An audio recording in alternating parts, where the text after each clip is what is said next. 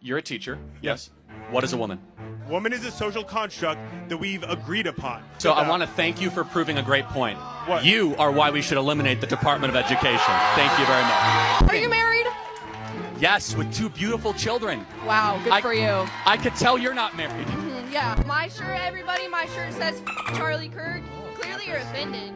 Actually, I'm not. I find it hilarious. In fact, I'm so important that you have to make a shirt with my name on. Charlie Kirk. People either love him or hate him. But here's what you can't deny. He gets respect. Not respect in the warm, fuzzy feeling sense. Respect in the sense that when he walks on stage, when he opens his mouth in a debate, people pay attention. His presence commands it. Millions dislike him. Many despise him. But they still respect his ability to dominate a room, push his point, and hold his ground under pressure. Do people respect you because they like you? Or do they respect you because they're a little bit afraid of you? We're taught since childhood to play nice, to be polite, to win friends and win hearts. But here's the brutal truth most people never want to admit. Likability does not equal respect. If anything, chasing people's approval makes them value you less. Whether you agree with his politics or you think he's completely out of line, that's not the point. The point is this: Charlie didn't build his influence by being the nice guy everyone loved. In fact, a huge percentage of people can't stand him. He gets booed, he gets protested. His name trends on Twitter with people calling him every insult under the sunday.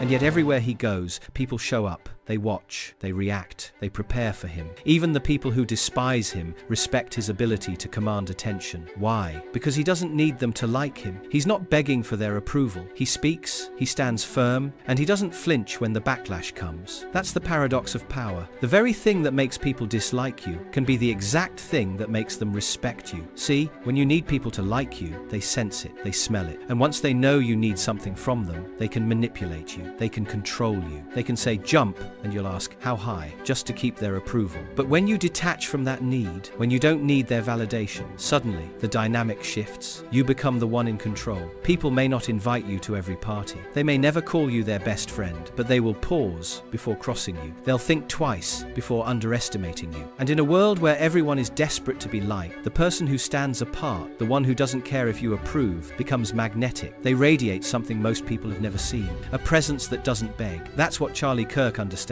He knows he's not going to win a popularity contest, but he also knows that power doesn't come from being liked. It comes from making people realize there's a cost to underestimating you. If you want to be respected, you've got to stop chasing affection. Stop apologizing just to make others comfortable. Stop shrinking yourself so people won't be offended. Because the hard truth is this: people respect strength, not softness. They respect conviction, not compromise. They respect the person who doesn't need their love. And once you understand that, you're no longer playing the same game. You're not scrambling for scraps of approval. You're setting the tone, controlling the room, and establishing yourself as someone who can't be ignored. That's the foundation of everything we're about to uncover. Respect doesn't start with being liked. It starts with being untouchable. Here's something nobody wants to admit. Most people spend their lives begging, not for money, not for food, but for approval. They crave the little smile, the nod, the good job from their boss, their friends, even complete strangers online. They're addicted to being liked. And that addiction, it's the fastest way to kill respect. Because when you need approval, you hand over your power. Think about it. If I know you can't stand to have me upset with you, all I have to do is frown, raise my voice, or give you the cold shoulder, and suddenly I own you. You'll twist yourself into knots to win me back. You'll water down your opinions. You'll apologize when you've done nothing wrong. You'll smile while you're dying inside, just to keep me happy. That's not respect, that's submission. Now, let's look again at Charlie Kirk. Whether you agree with him or not is irrelevant. What matters is the strategy. He's built a brand around not needing the approval of people who disagree with him. In fact, half the internet hates him, and yet, every time he speaks, millions of eyes turn to watch. Protesters show up. Media outlets amplify his words, even when they're criticizing him. Why? Because they know he's not playing their game. He's not chasing their applause. He doesn't need their validation, and because of that, he commands attention and, yes, respect. You don't have to like Charlie Kirk to admit he's powerful in this way. His influence doesn't come from being agreeable. It comes from being immune to rejection. So let me ask you this. How many times have you sold yourself short just to be liked? How many times have you bit your tongue in a meeting, laughed at a joke you didn't find funny, or agreed with someone you didn't respect just to avoid conflict? Every time you do that, you reinforce a brutal truth. Your respect can be bought with a smile. And once people know that, they will never truly give it. Respect only arrives when people know you're willing to walk away from their approval, when you can look someone dead in the eye and say, I don't need you to like like me? That's detachment, that's strength. And here's the twist, the moment you stop needing people to like you, you actually become more attractive. Not in the fake people-pleasing way, but in the way a storm is attractive, in the way a wildfire is mesmerizing. People can't ignore someone who doesn't beg for validation. So if you want to stop living as a puppet on someone else's strings, cut the wires. Stop begging. Stop proving yourself. Stop asking for permission to exist. Because the second you drop the addiction to approval, you stop being a follower. And you start becoming the kind of person others have no choice but to respect. Here's a paradox about power that most people never grasp. The less you need others, the more they respect you. We live in a culture that worships validation. Likes, followers, compliments, a pat on the back from your boss. Everywhere you look, people are chasing approval like it's oxygen. But here's the brutal reality. The second you need approval, you've already lost power. Because anyone who can give it to you can also take it away. Detachment is the antidote. Detachment doesn't mean you stop caring about life. It doesn't mean you walk around like some cold, emotionless robot. That's not power, that's weakness hiding behind a mask. True detachment means you don't let your sense of worth hang on other people's feelings. It means you don't flinch when someone disagrees with you. It means you can stand in the fire, the insults, the gossip, the backlash, and remain unmoved. Let me show you how this works. Think about a figure like Marcus Aurelius, the Roman emperor, one of the great Stoic philosophers. This was a man ruling the largest empire on earth, under constant threat from war, betrayal, and death. And yet, he wrote in his journal every morning, reminding himself, "You have power over your mind, not outside events. Realize this, and you will find strength." That is detachment. He wasn't controlled by the crowd cheering him, and he wasn't destroyed by the crowd hating him. His power came from within. Now bring that into the modern world. Look at someone like Charlie Kirk. He's not detached in a cold sense, he's detached in a strategic sense. He's not out here asking, "Do you like me? Am I making you comfortable?" He knows exactly what he believes, and he knows people will love him or hate him for it. That detachment from universal approval is precisely why people take him seriously. Because here's the thing, when you're truly detached, you become untouchable. No insult, no rejection, no disapproval can shake your core. And people feel that, they see it. And even if they don't like you, they respect you because you're not playing the same game they are. Ask yourself, where are you still addicted to approval? At work? In your relationships? On social media? Where are you giving away power just to avoid being disliked? Because the moment you cut that cord, the moment you detach, you stop being a puppet on someone else's strings. You stop being manipulated. You stop being predictable. You start moving differently, deliberately, calmly, powerfully. And people notice. They may not clap for you. They may not invite you in. But when you walk away, they'll remember you. They'll respect you. Detachment is not about coldness. It's about freedom. And freedom is the birthplace of respect. Every room has an invisible battlefield. Not of fists, not of weapons, but of frames. A frame is the lens through which people see reality. And here's the secret. Whoever controls the frame controls the room. Think of it like this. If you walk into a debate, the first person to define what the conversation is about usually dictates how everyone else responds. If I say, "This isn't a debate about facts, this is a debate about courage,"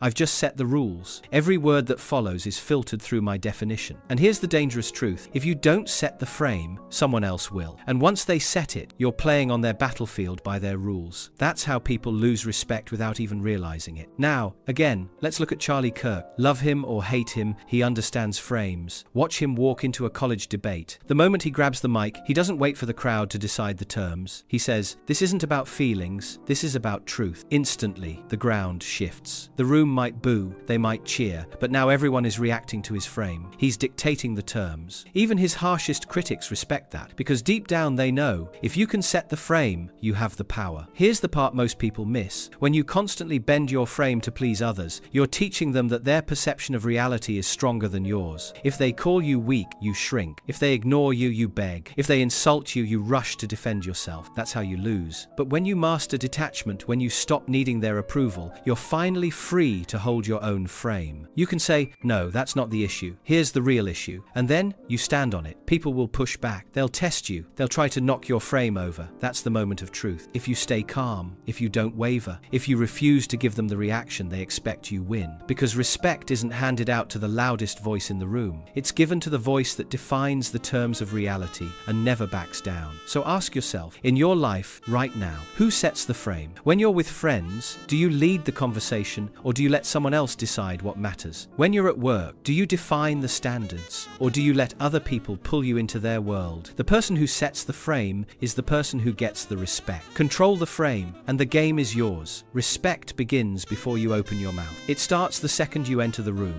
Most people think power is about talking louder, taking up space, or shoving their opinions into every conversation. But the truth is more subtle, more dangerous. Power often comes from presence. Presence is that invisible weight people feel when you walk in. It's not volume, it's not aggression, it's not a fake smile plastered on your face. Presence is the silent gravity that makes everyone's eyes shift toward you, even before you speak. Think about it. You've probably seen it happen. A crowded room, people buzzing, conversations everywhere, and then one person walks in, and suddenly the energy changes. No announcement, no performance, just presence. That presence is power. Look at someone like Charlie Kirk. Again, politics aside, watch what happens when he enters a hall at one of his events. The cameras shift, the crowd leans in. People who can't stand him still can't look away. Why? Because he's not scrambling for approval. He walks with purpose, shoulders squared, eyes locked. He doesn't need to prove he belongs there. His body language declares it for him. Now compare that to the guy who slouches into a room, apologizing with every step. The one who laughs nervously, who tries to win everyone over with forced friendliness. That man might be liked, but he will never be respected. Presence is not about being the loudest. It's about being the most certain. When you're truly detached from needing affection, your presence transforms. You don't rush to fill silence. You don't over-explain yourself. You don't fidget. You don't overcompensate. You stand there, grounded, as if the world has to adjust to you, not the other way around. And here's the thing, people notice. They can't help it. Human beings are wired to look for signals of dominance, for cues of who holds the frame. When you walk into a room with calm certainty, you send a message louder than any speech. I don't need your approval. I am enough as I am. That's magnetic. That's unforgettable. Let me ask you, when you walk into a room, do people shift? Do they take notice? Or do you blend into the background like wallpaper, forgotten the moment you leave? Presence is what separates those who are seen from those who are invisible. It's not about charisma tricks. It's about inner authority. It's about showing up as if your time, your energy, and your attention are the most valuable resources in the room, because they are. Respect doesn't go to the person who speaks the most. It doesn't go to the one who's the friendliest. It goes to the one who doesn't need to beg for attention, because attention naturally bends toward them. And that's the power of presence. To command without asking, to influence without forcing, to leave a mark without even trying. Silence. It's the most underestimated weapon of power. Most people can't stand it. The moment a room goes quiet, they panic. Their mind screams, "Say something! Fill the space! Don't make it awkward!" So they start rambling, oversharing, explaining, apologizing, and in that panic, they give away everything. But the powerful? They understand something the weak never will. Silence is not emptiness. Silence is pressure. When you hold silence, you're not doing nothing. You're doing something. You're forcing everyone else to feel. You're forcing them to wonder, what are they thinking? What are they planning? Did I say the wrong thing? Notice how uncomfortable that pause felt just now? That's exactly my point. Silence forces attention. It creates tension, and tension is power. Let's bring this down from theory. Think about Charlie Kirk again. If you watch his debates on campus, there are moments when a student throws a question at him, maybe hostile, maybe sarcastic, and instead of firing back instantly, he pauses. He looks them straight in the eyes. He lets the silence sit there. And what happens? The crowd leans in. The student starts to fidget. That pause amplifies everything. By the time he finally opens his mouth, every ear in the room is tuned to his voice. His words land heavier because he made you wait for them. That's the power of silence. But here's the trap. Most people don't trust their own presence enough to stay silent. They think if they don't speak, they'll lose the room. They confuse noise with influence. Let me tell you the truth. Every unnecessary word you speak weakens the words that matter. Every time you rush to explain yourself, to justify yourself, to defend yourself, you're bleeding power. The man who speaks less forces others to project more onto him. They fill in the blanks. They assign him mystery. They assume depth. And whether that depth is real or not doesn't even matter. What matters is they believe it's there. And belief is power. So here's the challenge for you. Next time someone questions you, don't answer immediately. Count to 3. Look them in the eye. Let them feel the weight of your silence. Watch how their confidence wavers, because silence is not weakness. Silence is control. Silence is choosing not to dance to their music. Silence is refusing to play the game by their tempo. And in that moment, you become the conductor. Everyone else, they're just following your rhythm. Remember this, the loudest person in the room rarely has the power. The quietest one often does. There's one thing people fear more than power. It's unpredictability. Humans are wired to seek patterns. We want to know what's coming next. We want to anticipate, to prepare, because predictability feels safe. But the moment you become predictable, you hand over your playbook. They know your moves moves before you make them. They know what buttons to press to get a reaction. They know that if they insult you, you'll laugh nervously. If they pressure you, you'll cave. If they flatter you, you'll melt. Predictability is a prison, and you're the one who built the bars. Now imagine the opposite. Imagine someone who never reacts the way you expect. Sometimes they're warm, sometimes they're cold, sometimes they give, sometimes they take away. You never really know which version you're going to get. That person, they live rent-free in your head. That's what it means to be strategically unpredictable. Not chaotic, not reckless, but deliberate in keeping people on edge. Never certain, never comfortable enough to control you. Think back to Charlie Kirk on stage. Sometimes he'll meet a heckler with calm logic. Other times he'll fire back with a sharp insult. And sometimes he'll just smirk and say nothing at all. The student never knows what's coming. The crowd never knows what to expect. And that unpredictability makes him impossible to control. The same applies in your life. If people know exactly how you'll respond, they can manipulate you. But if you remain unreadable, if you sometimes step left when they expect you to step right, they're forced to respect the mystery. They're forced to tread carefully. Ask yourself, are you an open book? Do people always know how to trigger you, how to flatter you, how to steer you? If the answer is yes, you're easy to play. And easy targets are never respected. Strategic unpredictability doesn't mean being fake. It means choosing your responses with precision. It means never allowing people to feel they've fully mapped you out. Because when they can't predict you, they can't control you. And when they can't control you, they have no choice but to respect you. Here's the final law. If you want people to respect you without liking you, you must make your presence rare. Because what is rare is valuable. And what is abundant is ignored. Think about it. Gold is valuable because it's scarce. Diamonds are worshipped because they're hard to find. The same rule applies to you. If you're always available, always saying yes, always showing up, you become like air, invisible, taken for granted, unnoticed. But the moment you pull back, the moment you step away, your value multiplies. Charlie Kirk understands this too. He doesn't try to be everywhere at once. He doesn't beg for every platform to accept him. In fact, when he's banned or censored, it only adds to his mystique. People start asking, why are they so afraid of him? Why do they try to silence him? His absence becomes louder than his presence. You can do the same. Stop giving yourself away like cheap candy. Stop being the friend who's always available